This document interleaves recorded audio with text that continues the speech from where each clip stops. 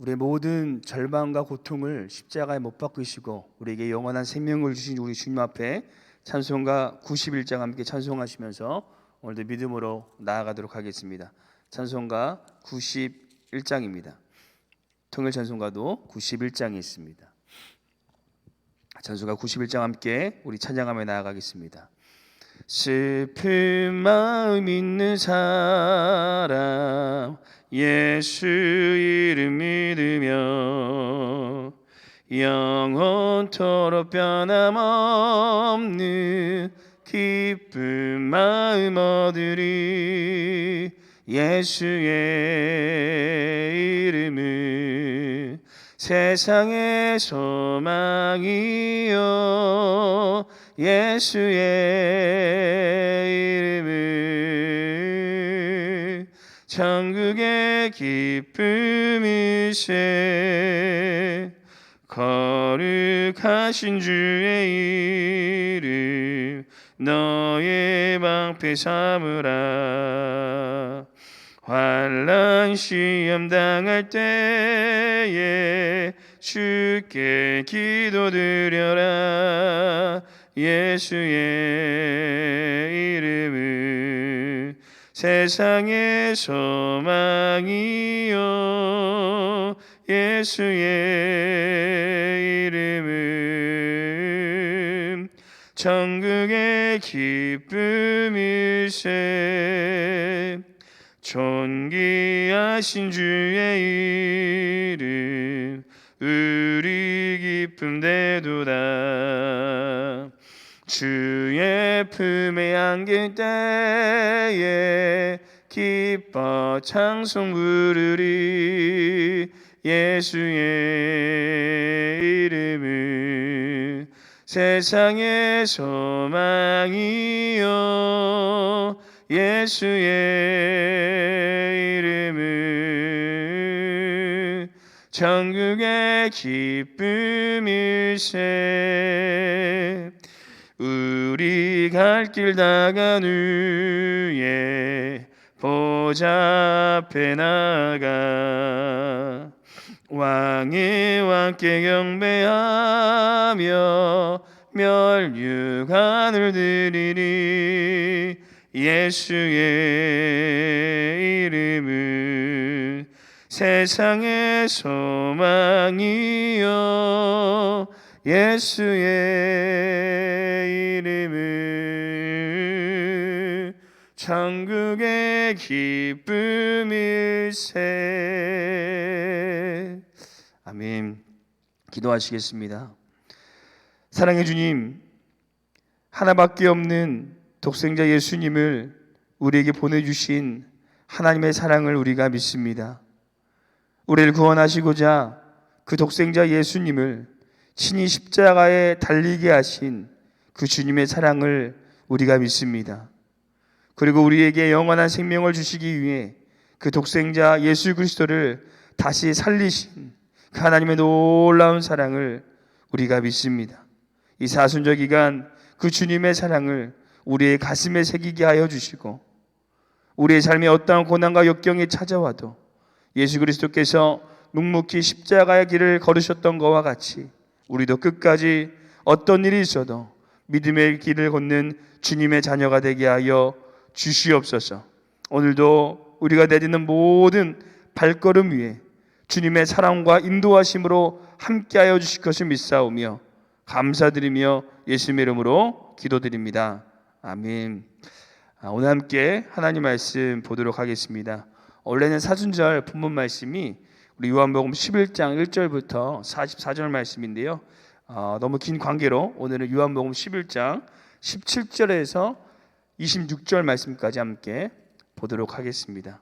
요한복음 11장 17절에서 26절 말씀, 제가 본 성경은 신약성경 165페이지에 있습니다. 요한복음 11장 17절에서 26절 말씀. 요한복음 11장 17절에서 26절 말씀입니다. 오늘 시간이 되시면 꼭 요한복음 11장 1절부터 44절 말씀까지 읽으시면 더 큰 은혜가 우리 가운데 함께 하실 줄로 믿습니다. 그러면 오늘 본문 말씀 요한복음 11장 17절에서 26절 말씀 함께 합독하도록 하겠습니다. 함께 읽겠습니다. 예수께서 와서 보시니 나사로가 무덤에 있는지 이미 사흘이라. 베다니는 예루살렘에서 가깝기가 한 5리쯤 되매 많은 유대인들이 마르다와 마리아에게 그 오라비의 일로 의문하러 왔더니 마르다는 예수께서 오신다는 말을 듣고 곧 나가 맞이하되 마리아는 집에 앉았더라. 마르다가 예수께 여짜오되 주께서 여기 계셨더라면 내 오라비가 죽지 아니하였겠나이다. 그러나 나는 이제라도 주께서 무엇이든지 하나님께 구하시는 것을 하나님이 주실 줄을 아나이다. 예수께서 이르시되 내 오라비가 다시 살아나리라. 마르다가 이르되 마지막 날 부활 때에는 다시 살아날 줄 내가 아나이다. 예수께서 이르시되 나는 부활이요 생명이니 나를 믿는 자는 죽어도 살겠고 무릇 살아서 나를 믿는 자는 영원히 죽지 아니하리니 이것을 내가 믿느냐. 아멘. 지금까지 겪어오셨던 일 중에 가장 슬펐던 기억이 무엇이었습니까? 나와 친밀했던 사람과 다시 만날 수 없는 상황이 되었을 때, 아니면 경제적인 큰 이 어려움과 시련을 겪었을 때, 아니면 관계에 큰 문제가 생겼을 때, 아니면 직장에서 여러 가지 갈등이 생겼을 때, 이 모든 사람은 각자의 아픔과 고통을 품고 살아갑니다. 우리의 인생이 잔잔한 물 같으면 너무나도 좋겠지만 꼭 그렇지만은 않고 인생의 거센 풍랑이 날마다 우리의 삶 가운데 불어오고 있습니다. 오늘 읽은 본문에도 이 마르다와 마리아의 인생에 정말 크나큰 고통이 찾아왔습니다. 바로 자신의 오라버니인 이 나사로가 죽은 것입니다.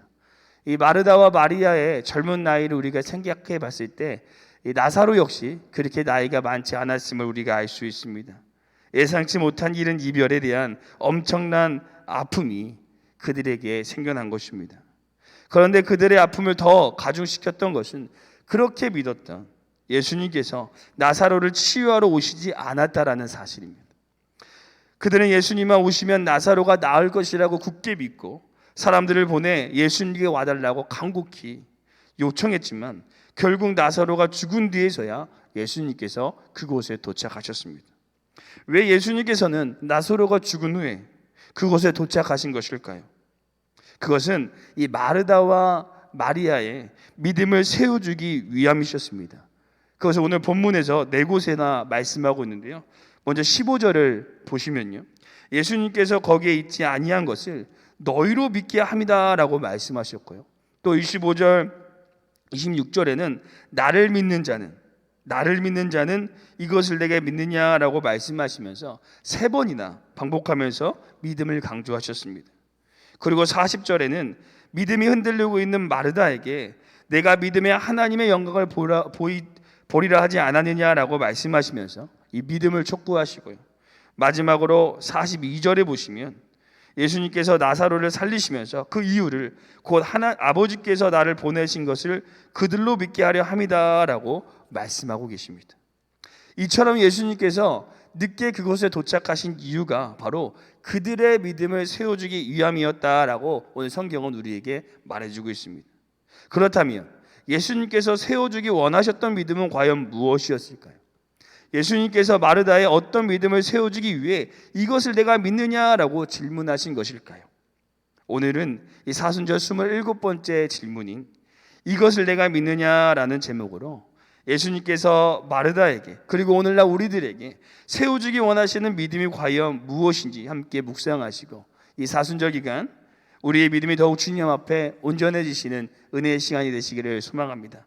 첫 번째, 예수님께서 이것을 내가 믿느냐라고 질문하시면서 우리의 믿음을 세워주기 원하셨던 믿음은 부활의 하나님을 믿는 온전한 믿음입니다. 부활의 하나님을 믿는 온전한 믿음입니다. 우리 25절 26절 말씀 한 번 더 읽어보도록 하겠습니다. 25절 26절 말씀 함께 읽겠습니다. 예수께서 이르시되 나는 부활이요 생명이니 나를 믿는 자는 죽어도 살겠고 무릇 살아서 나를 믿는 자는 영원히 죽지 아니하리니 이것을 내가 믿느냐. 아멘. 예수님은 당시 사람들에게 이 치유의 주님으로 상당히 유명하셨습니다. 그래서 37절 본문 말씀을 보시면 무리 중에 한 사람이 예수님을 향하여 이 맹인의 눈도 뜨게 하신 분이다 라고 이야기합니다.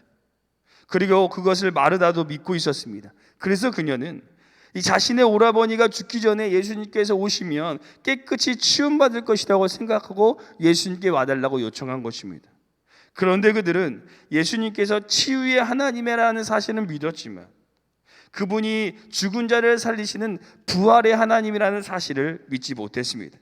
곧 인생의 모든 것이 끊어졌을 때 그것을 다시 일으키실 분이 우리 하나님이라는 사실, 우리 하나님은 이 세상에 못할 것이 없는 전능하신 부활의 주님이라는 사실을 그들은 믿지 못했던 것입니다.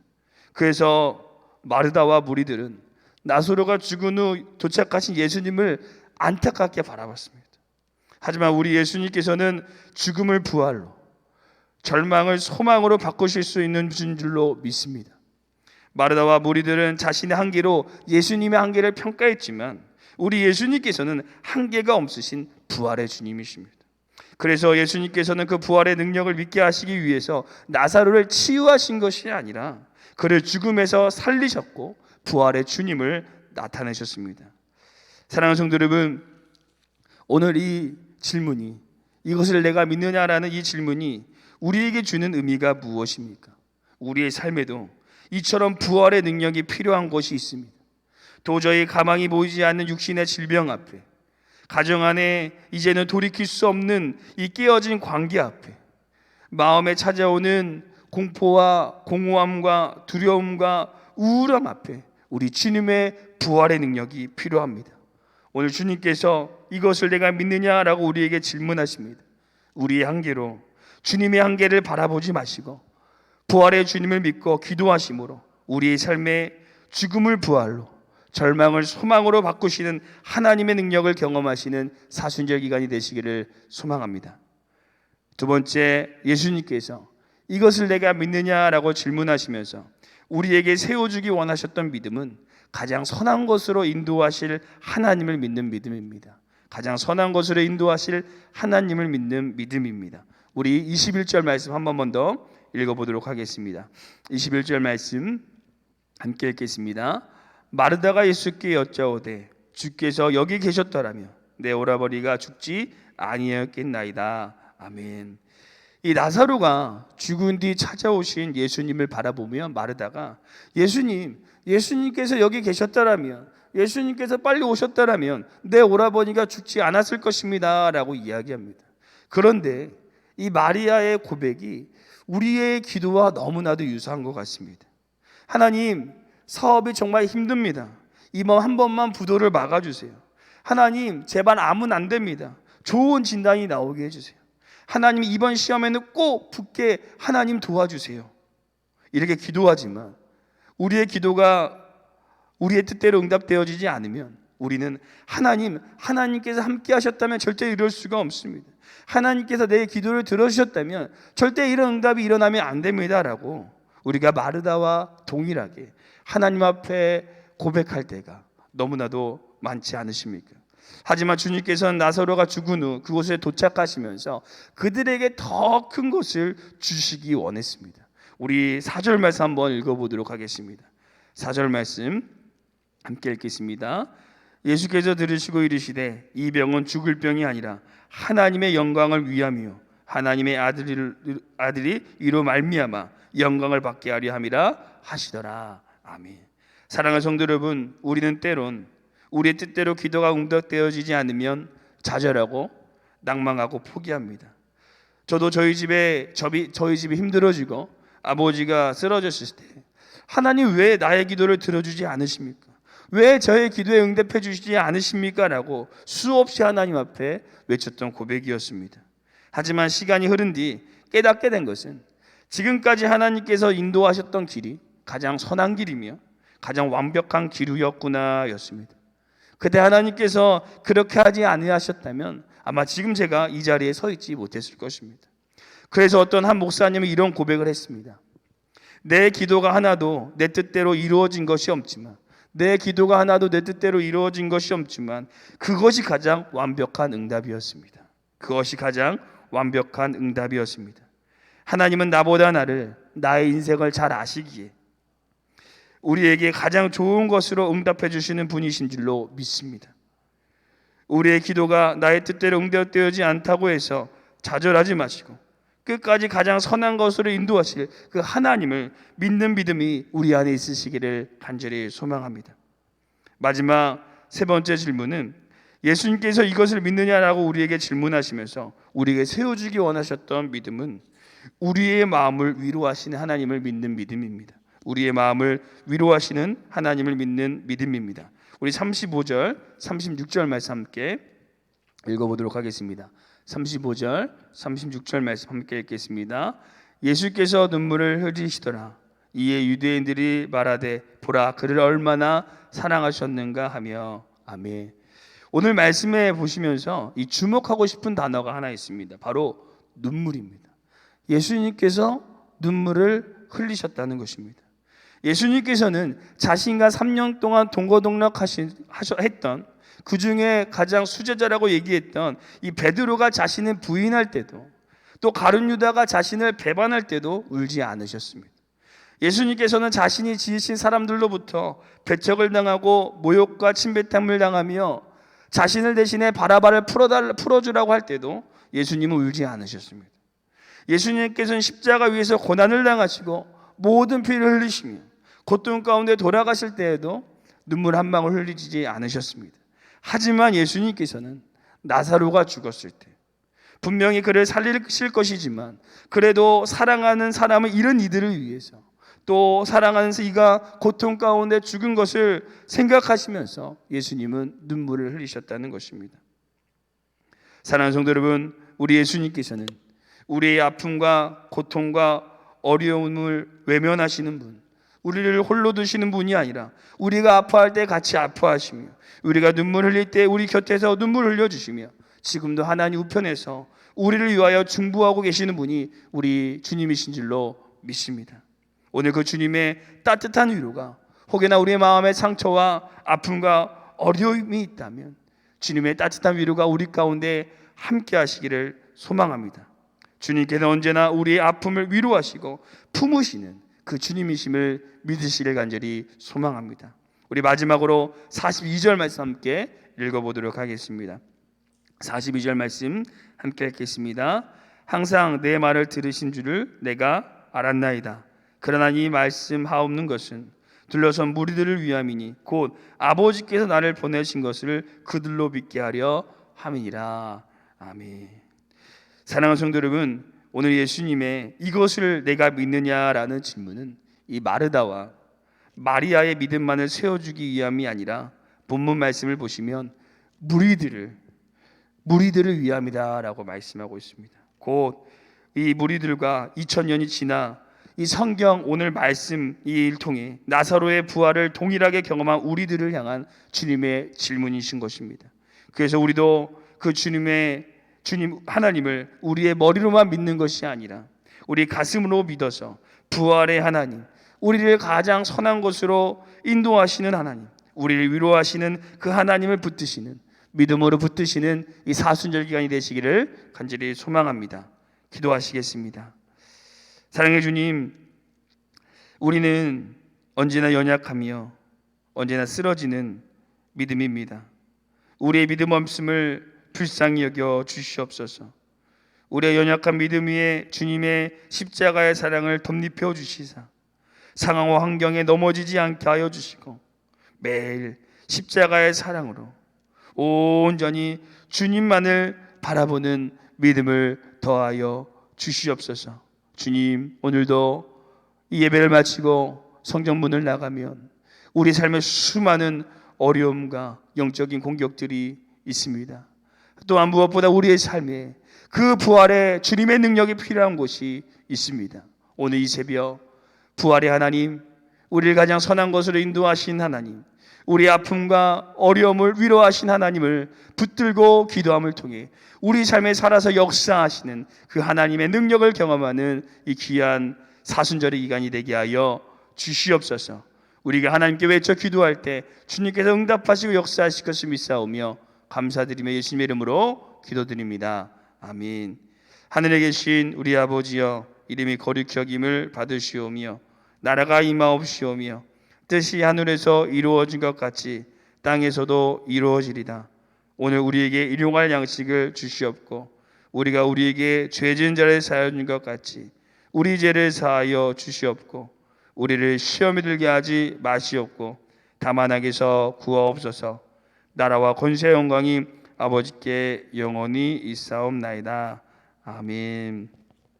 오늘 시간 함께 두 가지 기도 제목을 놓고 기도할 때 하나님이 사순절 기간 우리의 연약했던 믿음을 더욱 굳세게 붙잡아 주셔서 부활의 주님, 우리의 삶을 가장 선한 것으로 인도하신 주님, 우리의 아픔과 어려움을 위로하시는 하나님을 붙드는 사순절 기간이 되게 하여 주시옵소서. 또 두 번째로 기도하시기는 오늘 고 정동덕 집사님의 발인 예배와 하간 예배가 있습니다.